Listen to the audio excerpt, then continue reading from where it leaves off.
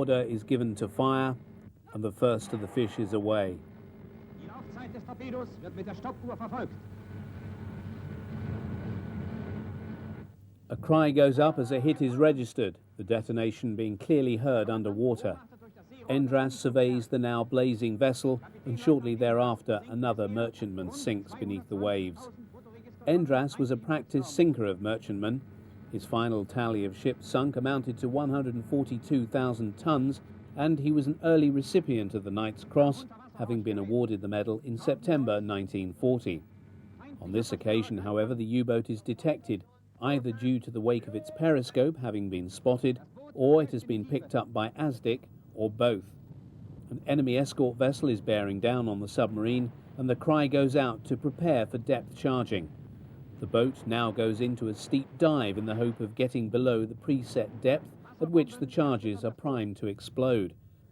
The pressure of water increases rapidly as it goes deeper, and at 150 meters it is possible to cause serious cracks in the pressure hull, leading to an inflow of water into the vessel.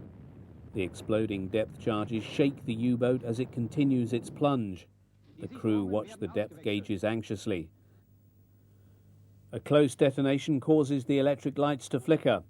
The crew now turn to deal with the water that is starting to leak through a number of valves into the command area.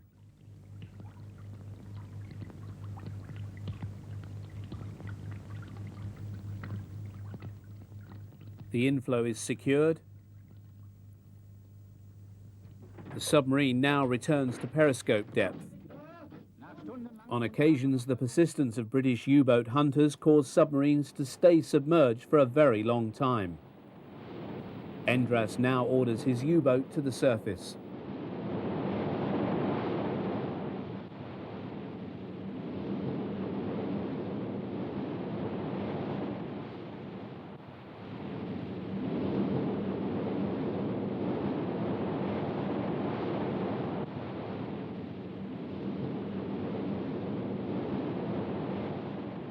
With the onset of sunset and the imminence of bad weather, the bridge crew dons waterproofs in order to stand watch. Weather conditions in the Atlantic were often very poor and visibility low. Spotting enemy vessels under such conditions was difficult, the conning tower of a U-boat not offering an exceptionally high vantage point for observation purposes. Down below, crewmen take the opportunity to sleep. Due to the very cramped size of the U-boat, sleeping conditions were primitive, with hot bunking the norm. One crewman coming off duty would sleep on the same bunk as another who had just gone on duty. Even the sleeping conditions for the officers was extremely cramped.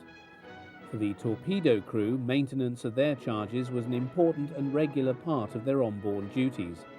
Known as eels, the torpedoes were withdrawn from their tubes every 4 or 5 days for maintenance. The captain, who was himself catching some sleep, is woken to attend a crewman who's damaged his arm.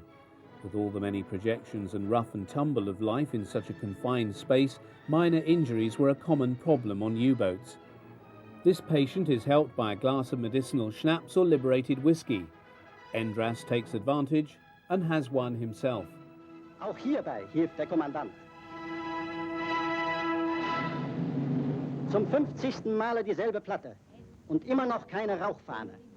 Zapfenstreich, es kann 3 Tage kosten, Kamerad, ich komm ja gleich. Das sagten wir. Das einzig Erfreuliche. Wie gerne ich mit dir gehen, mit dir, liebe. Die Freiwache spielt Dauerschach. On the bridge, the morning watch are searching the horizon for vessels as the U-boat plunges through a heavy Atlantic swell. Smoke is now spotted on the horizon. After a short discussion among the watch crew, the alarm is given. The bell rings throughout the ship as the crew is signalled to prepare for diving. Those asleep in their bunks roll out and run through the narrow passage of the U-boat to their duty stations. Lily Marlene is forgotten as the well-rehearsed and tried routine of action stations goes into play.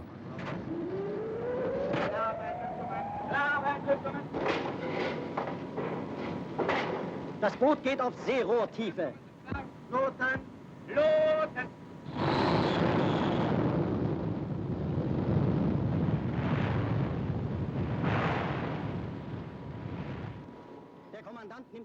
The whole process of launching is repeated.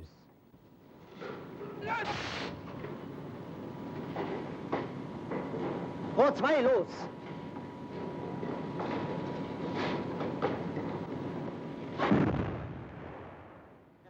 On a later cruise in 1941, Endras took command of U-567, a Type 7C in which he was involved in a running battle with the escorts of convoy HG-76 in the week before Christmas.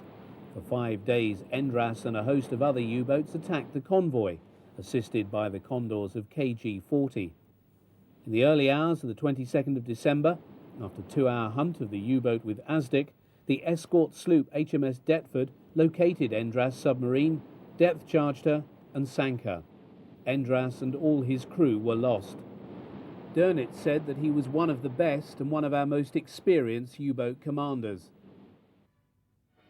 The appeal by Dönitz to Hitler in September 1939 that 300 U-boats be built had fallen on deaf ears. The result was that it was only in mid-1941, when the window of opportunity for U-boats had already passed, that new boats started leaving the shipyards en masse. Although numbers rose from 49 to 124 boats by May 1941, and rapidly thereafter to 236 by December, the number of operational boats had not risen until February 1941 because so many were tied up in training new crews in the Baltic.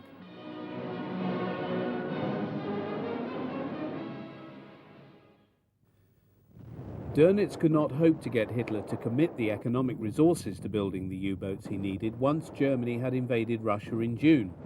Although the Führer anticipated that the Soviet Union would be defeated in short order, it followed that the massive scale of military commitment to the Eastern Campaign would see the bulk of resources allocated to service the needs of the Army and Air Force in that theatre. If the Eastern Gamble was not concluded quickly, then the U-boat arm would have to compete for the limited resources of the Reich for the production of submarines in the face of an ever-widening war.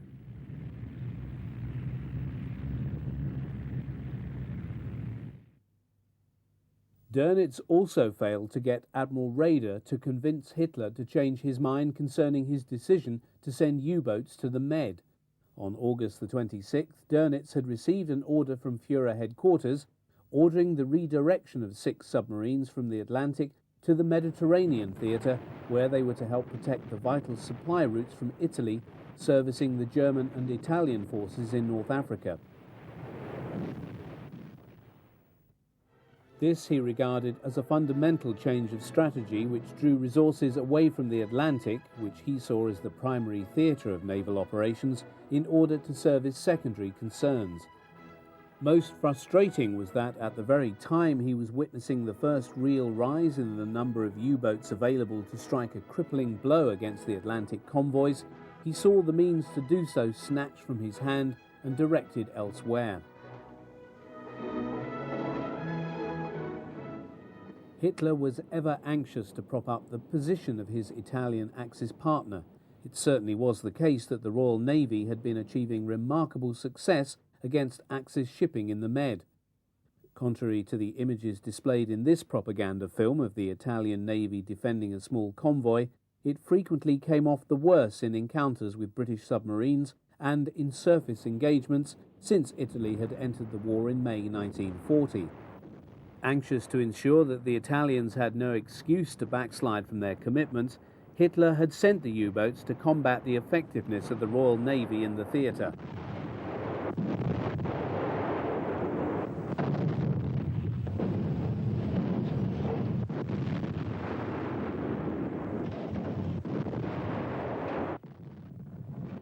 The first U-boats arrived in theatre in September and were used in the port of La Spezia on the northwestern Italian coast. Nominally under Italian Navy command, they acted independently under German control, supplementing the large but relatively ineffectual Italian submarine fleet. A high-profile victim was the Royal Naval aircraft carrier Ark Royal. A part of Force H, the Ark was steaming with the battleship Malaya when it was caught by U-boats 81 and 205 on the night of the 13th of November. Heavily torpedoed, the ship's crew did their utmost to keep her afloat, but their efforts were to prove to no avail and the vessel sank. As a result, the Royal Navy had no carriers available for operation in the Med. U-81 was heavily depth-charged during the action, but escaped after more than 180 had been dropped around her. It was Kapitan Lieutenant Friedrich Guggenberger who was acclaimed the victor, and on his return to La Spezia was feted by both the Italian and German press and was awarded the Knight's Cross for his actions.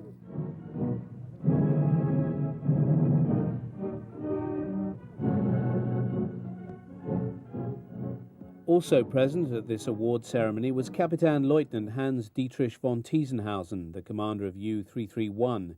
He had assumed command of this Type 7C U-boat on the 31st of March 1941 and had made one uneventful cruise in her before being dispatched to the Mediterranean. It was on the 25th of November that Tiesenhausen had encountered a large formation of British warships comprising 3 battleships and 8 destroyers off the coast of Mersa Matruh. He fired a spread of 4 torpedoes on the battleship HMS Barham, a modernised veteran of the Battle of Jutland in 1916. The Barham was caught on some of the most graphic film of the war when it capsized and exploded, taking with her 860 crew.